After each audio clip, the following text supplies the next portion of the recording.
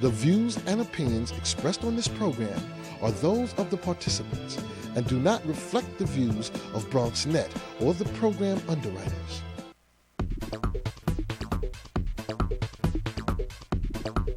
BronxNet. Your voice, your views, your vision.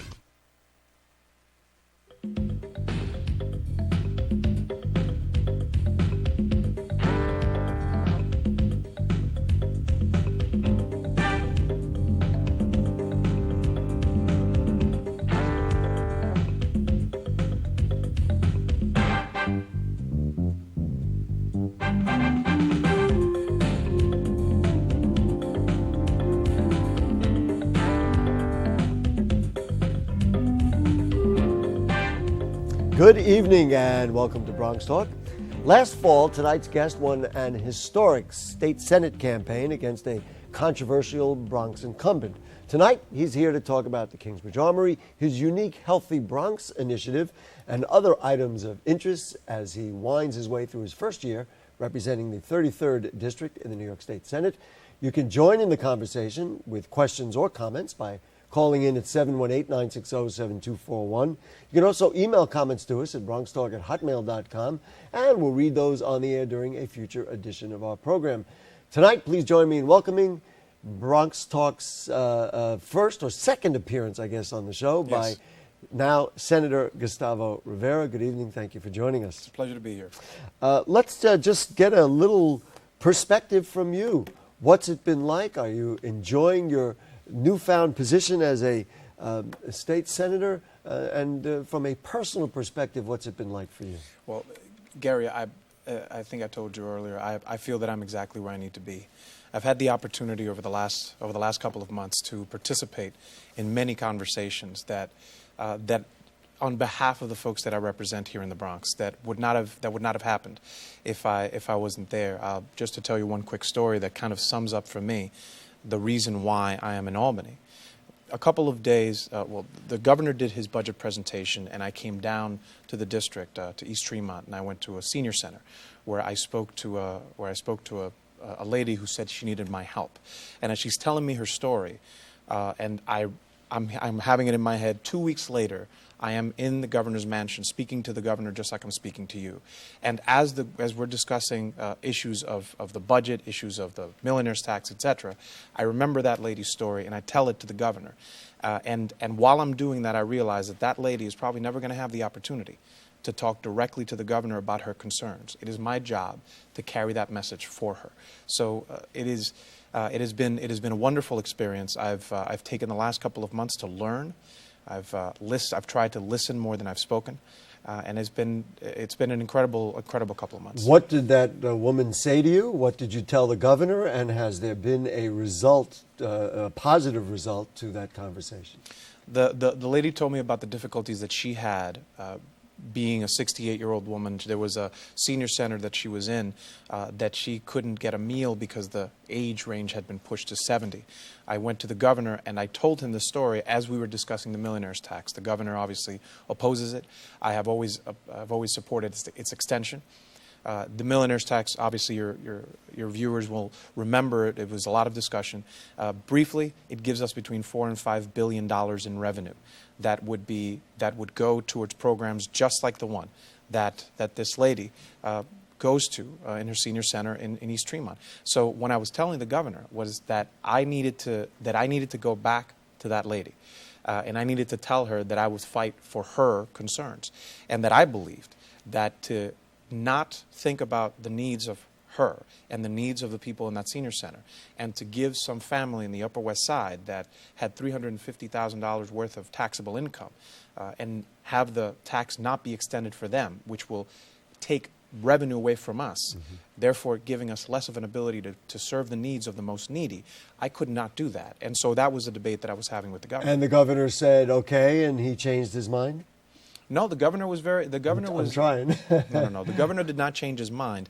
But what I told the governor, and again, when the budget came up, The budget is divided into 11 votes. There's 11 bills that you have to vote on when you say the budget. It's not just one vote. There's 11 of them. I voted yes on 9 of them, but I voted no on 2 of them, including the one that had to do with revenue. And I stood on the floor of the Senate, and I said why I voted no on that budget bill. And I said that the reason I did not vote for that budget bill was because it did not include an extension of the millionaire's tax. So ultimately, the governor did not change his mind. I disagree with him very strongly about this, and I disagree with a lot of my colleagues on the opposite side of the aisle. But ultimately, my job is to speak on behalf of the people that I represent. And I remember very well the folks in this district need that money so they can have the services provided to them. So that is what my job is. I guess that is the purest form of what our representative democracy is about, and I guess you're pleased to be living it. What's the biggest surprise so far? Is there something that you did not expect, or you're like, wow, I didn't realize it was like this? Well, the fact that I actually get recognized almost on a daily basis. In the street? Yes, walking through the district. I just live near Lehman College. I lived like 10 minutes away, so I didn't walk here tonight, but I usually walk over. And I get recognized quite frequently. I have the opportunity to speak to people on the street, and it has been an overwhelmingly positive response. And you didn't think that you were going to be in that position. In other words, you figured you got this job and now you're going to be going to work, and you didn't realize how visible you had become. That is part of it. That is part of it. It is a very good experience to actually be able to speak to people. And as weird as it might sound, I have actually shocked people. I was getting something at the 99-cent store just at the corner from my house, and there was this guy that looked at me and said, "Are you that guy?" And I said, "I'm your senator." And she said, "What are you doing here?" And I said, I'm buying toilet paper." I said, just like you are. So having that, it shows me something. It shows me that many of the folks that I represent have never had the experience of having someone who has this fancy title actually, be among them. I'm not even going to talk about my predecessor and the fact that he did not even live here. That's old news at this point. Precisely. So the fact that they actually get to have those 3 to 4 minutes with me, I get to actually tell them, I'm here working for you. That's ultimately what my job is. This is where our office is. Please visit us. It is not my office. It is yours. We'll get to issues after I ask you one more question. But Yes. The biggest disappointment? Something that has come up that you said, gee whiz, either I didn't know they do this in Albany, or something that has transpired that you said that was not a good thing. The biggest disappointment was the millionaire's tax. I don't believe it is dead yet, and I'm not going to let it die. But the fact that we approved a budget, yes, it was an on-time budget. I do not believe it was the best budget for the state. I voted yes on most of it. But the fact that we left $4 to $5 billion of revenue on the table means that the sacrifice is not evenly distributed. We have wealthier New Yorkers, wealthier families that had a break from the federal government already, and now they get one from the state. And when I think about the folks that I represent here in the Bronx, they're not going to be well served by some of these, by the cuts that happened, and by the fact that we won't have that revenue. But I'm going to continue to fight for it. Let's talk about what is maybe the most controversial subject, certainly in this part of the borough, and that's the Kingsbridge Armory. The task force came up with 3 plans. Do you have a favorite of the 3 plans? Is there something there that you said, gee whiz, that's what I'd like to see at the Armory, based on what I saw? I think the most important thing about the Armory is that we have to make sure, as I've always said, I want to make sure that whatever happens there is something that has a positive impact on the community at large. It doesn't just benefit whomever's going to do the investment, but also impacts the community in a positive way. This is the first step. I believe that having this report out there gives us some general options. There's a lot of more work that we need to do. I'm working to actually involve the state more directly in this, obviously working along with the borough president, but I'm trying to work with the state, to work with the lieutenant governor's office and with the Empire State Development Corporation. And have them do what at this point? Which now the process is the proposals, the 3 A, B, and C, or Model 1, 2, and 3 are out there, and it's going to go to the mayor's office, and the mayor ultimately, or the city hall, is going to have to issue the RFP. What role would you like to see the state of New York play? Well, this is precisely what I'm discussing with state agencies right now.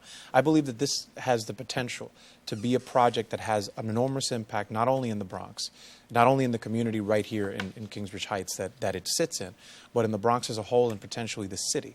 So I want to, obviously, these are ongoing discussions. My goal ultimately is, I can tell you this, I will be in the middle of it. I can see it from my window. I've told you this before.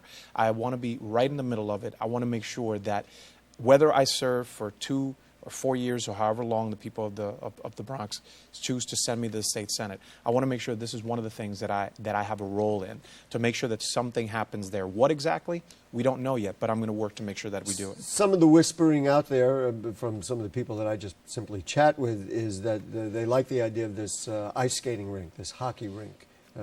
In their mind, that's number one. The others, for folks who don't know, is this idea of using, and this is generalizations because there are a lot of compartments to it, the sustainable food industry or the film studio concept. Those were numbers 2 and 3. I guess the question that I have, and that has been raised by people who opposed what Borough President Diaz did with the Armory to begin with, is the number of jobs involved. Can an ice skating rink generate a number of jobs and a quantity of jobs and quality jobs, of course, that's part of the dialogue, to justify the length of time it's taking and the no vote when there was a retail center planned? Well, first of all, I do not believe that there's going to be one thing that is going to be able to take over the entire space. This is a humongous space. It has potentially many uses. And I think that what we're talking about in these different projects is the potential of one of them kind of being the anchor tenant, if you will. So I believe that all of them have possibilities of creating quality jobs. But ultimately, it is about that. It is about making sure that we have the largest amount of jobs, that we have the largest positive impact on the community, and that is a long-term thing. How many jobs? 470 was a number that was thrown out and said, you know what, that's the maximum number of jobs you can get out of it. Would that be sufficient for you to say, you know what, they've done the right thing here? Well, I think I'm not really going to get into exact numbers right now, since I don't have the proposal in front of me. Right. I haven't. I think that right now it does not have. It sits empty. There's nothing that happens there except some trucks from the New York City free graffiti, what have you, get parked there, and there is nothing else that's being done in that space. So whatever it is that we ultimately choose to do, I think has to have the entirety of the property needs to be used in a good way. It needs to be used in a productive way. What exactly that means, I do not know yet. Some people said, you know what, the task force, all they did was make some suggestions, and now we're still not quite at square one, but we're really not far enough along to have justified waiting. Now it's been a year and a half since the vote by the city council to deny the last plan.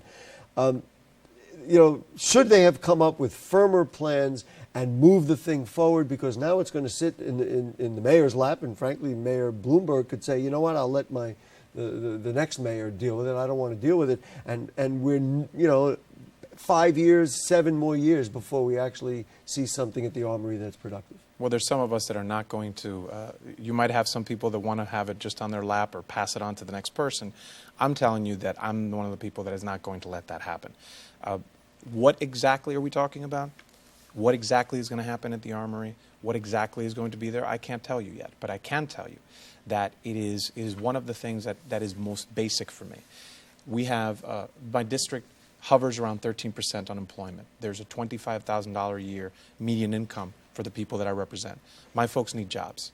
And so what I want to make sure that I do is that I participate in a process to make sure that this is a productive engine for the entire community. And I believe that we're going to get it done.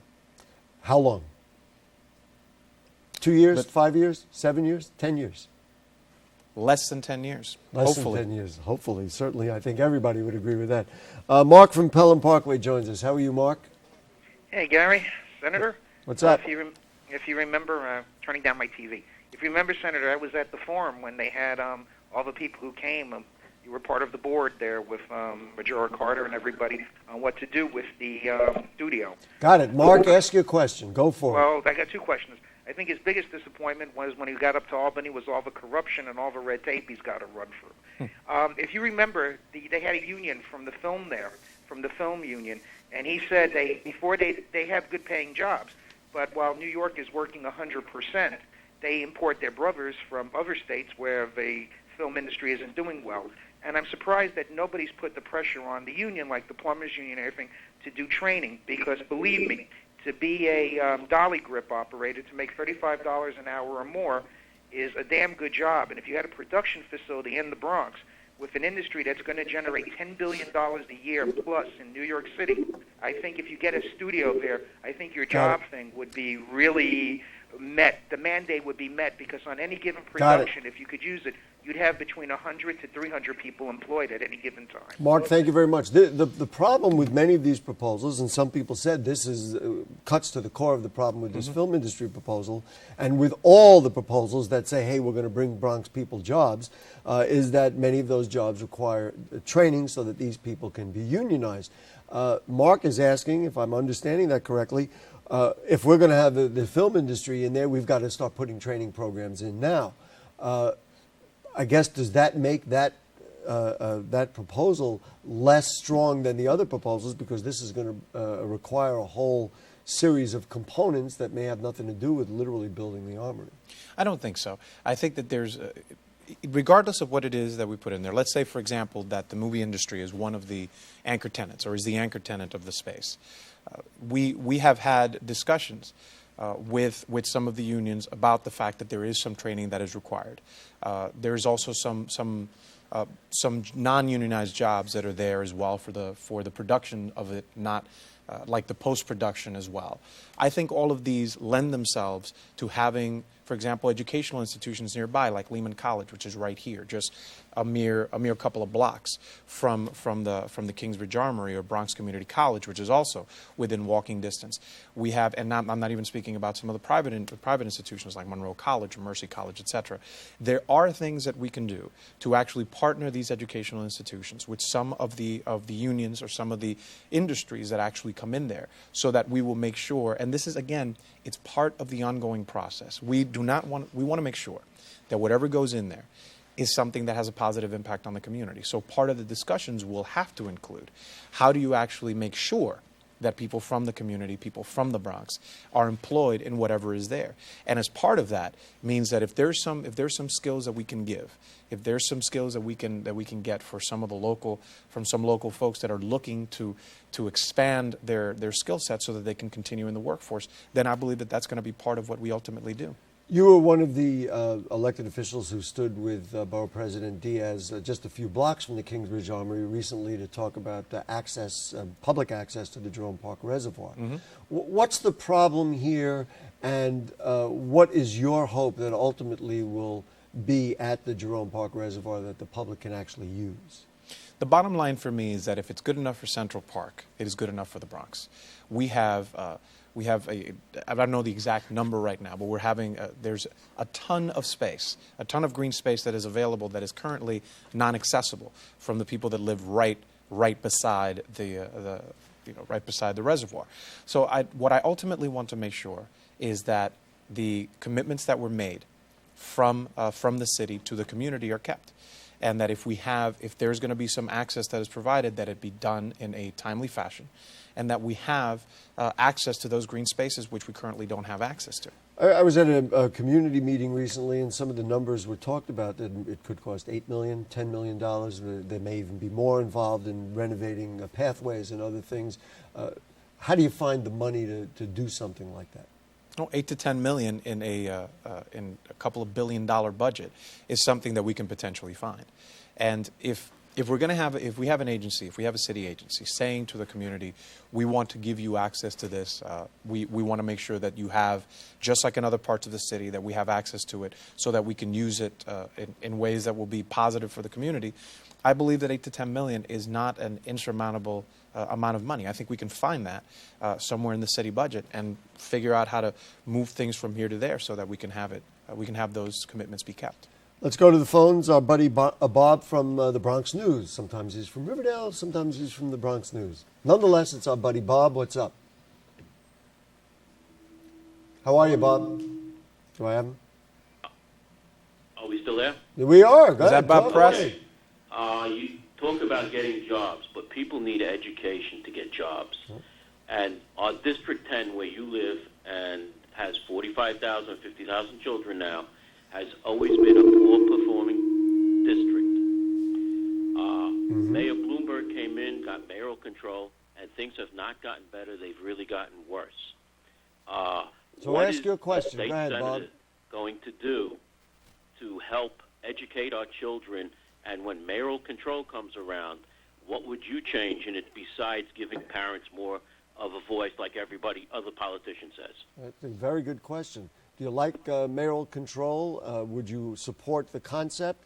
And then number two, if you would support the concept, are there reforms that you'd like to see? I'm not very supportive of mayoral control. I think that there has to be, ultimately we have to have accountability, and I believe in accountability, but I do not believe that, there's many people that believe that if you put the market, the idea of the marketplace, the idea of competition in an educational system, much like you do in the private sector, that ultimately you will create good results. I disagree with that on principle, because in a private sector, if you have two companies that are competing against each other and they're making widgets, and one of them is more effective than the other one, and then this one fails because this one sells for cheaper or is more effective, then that isn't ultimately a positive. That's what somebody that believes in the marketplace. That's ultimately a positive thing. We can't do that with education, because education is not about some people are failing. If some people are failing, that means that the whole system fails. Many people would say, you know what, we don't want to go back to that old system, which was a patronage system, and there was certainly corruption in probably every school board in the Bronx. Is there a middle ground, or really, if we eliminate mayoral control, we're going to basically be going back to the old ways when that was as bad for yet another reason? I believe that there can be a middleman here. I always believe that there's ways to actually bring good concepts together. Accountability is a positive thing, but when you have a system that is driven by the idea that you're going to have schools kind of competing against each other, you ultimately do not create the best result for the majority of the population. And that's what we have to strive for. We have to strive to create an educational system which will serve the majority of the population, not a small percentage of the population. We have to make sure that we educate everyone. And that is a difficult thing. I'm not saying it's simple, but there are certain things that we have to do, and we have to get away from a system, I believe, that is kind of ultimately driven by a market mentality, because competition does not create just better schools. It creates better schools for this amount of people, and then the majority of the children are left in places where they do not learn. Is the legislature that you have found and are learning about in the state of New York sophisticated enough to deal with the kinds of nuances that you're talking about? Because what generally happens is it becomes mayoral control or the old way, and it becomes very difficult for people who are talking various types of, interpretive middle grounds to get that point across so that others will support it. Usually I consider myself not an optimist, but a pessimist. And usually I consider myself like not a glass half full, but a glass half empty, and there's a hole somewhere in there, so you got to look for it. But as it relates to my job as a legislator, and as it relates to my job as a representative, I have to be an optimist, and I'm an idealist in certain ways. What do I mean by that? I mean that even with the difficulties inherent in trying to find a middle ground, in trying to find something that makes sense from this one and this one, I'm going to be an optimist, and I'm going to say there are ways to do this. Right now, I'm in the minority in the state Senate. On this particular issue? No. You meant I'm politically. talking Okay. politically. Yes, As a Democrat, sure, I am in the Senate. I am in the Senate minority. But I believe that Democrats will get back to the majority. Now, we were not ready last time, but I do believe that we will be ready next time. And as part of that, it means that we have to start conversations about all of these issues, about issues of equality as it relates to taxation, as it relates to an education system that actually serves children and is not driven by a market mentality, as far as many, many issues across the board, having a fairer housing policy, all of these issues. I believe that we have to start talking about them, and we have to start saying there are ways that we can take good from here and good from here, and we can come up with more complex, but ultimately better results as far as policy. An issue that was voted on by the New York State legislature most recently that didn't seem to have a middle ground was the idea of gay marriage. What did you think of the nature of the argument on the other side, in particular by your colleague, Senator Ruben Diaz, who said that he voted with his faith first? Is this what a state senator should be thinking about when it comes to important legislative issues? Well, Senator Diaz and myself agree on 95% of things. We both represent districts that are very similar to each other as far as poverty, as far as the ethnic makeup of them. But there are certain things that we have very strong disagreements on, and this is one of them. For me, this is an issue of basic equality, basic civil rights. If you have two individuals who are adults, who choose to share their life with each other, then we as a state should not have the ability to keep them from enjoying the same rights that everybody else does. What I believe that we did when we voted for marriage equality, and I proudly cast my vote for it, is that we just accepted something that we should all have, that should be obvious. Everyone is equal, and everyone should be equal under the law. Faith is something that is separate, and I respect the Reverend's faith, and I respect everyone's faith that is opposed to this particular issue. We are not asking any institution, any holy institution, if you will, to bless a union between a man and a woman that choose to marry each other. That is, we would never ask any religious institution to do that. What we are doing is, in our role as a state, we are protecting the rights of individuals to be equal. So that's what we did there. Just before we wrap up, and frankly, you probably could do a half hour on this, is this idea of your healthy initiative, the Bronx Can Initiative. So we have a little bit of time left. Tell us what it is, why it is, and what you'd like Bronxites to do.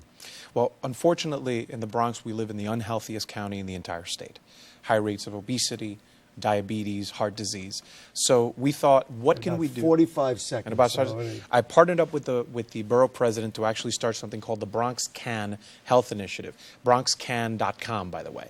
It stands for Changing Attitudes Now. What can we do every day? What can we do a little by little to actually become healthier as individuals, ultimately as a community? I weighed myself publicly. I weighed in at 299 pounds. In October, I will be by 279 is my goal, but ultimately the goal is to make sure that everyone knows we can be healthier as individuals, and ultimately we can be healthier as a community. BronxCan.com. BronxCan.com. We've put the phone number for your district office on the screen.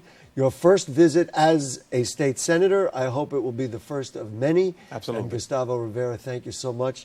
Because, as I do every show, I got 50 more pages of questions. We just never have time for it. But thank you for your time tonight. Absolutely. And good luck in Albany, and we'll hopefully continue the dialogue at a later date. Thank you so much, Gary. Folks, if you have further comments or questions on anything you heard on tonight's show or anything going on in the Bronx, then email them to us at bronxtalk@hotmail.com, and we'll read those on the air during a future edition of our program. Archives of Bronx Talk are available at bronxnet.org. You click Bronx Talk on the right-hand navigation bar. Now, next Monday night, we talk about a new development initiative on Southern Boulevard. Should be good, so we'll see you then and every Monday night at 9 for Bronx Talk. Special thanks to producer Jane Folloro, director Michael Arias, Dina, and all the others who work on our show. And to you, good night.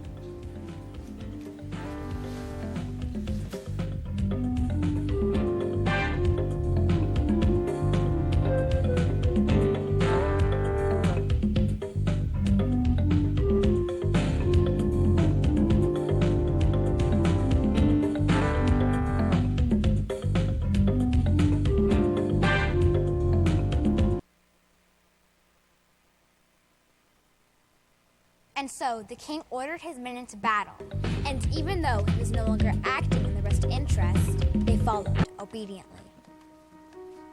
But what if they didn't? What if they just refused?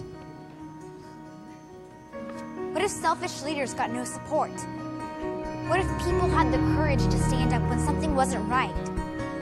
What if the government didn't just serve a lucky few? What if it was designed and run for all the people, no matter what race, color, or creed? What if we didn't put up with anything less? What if?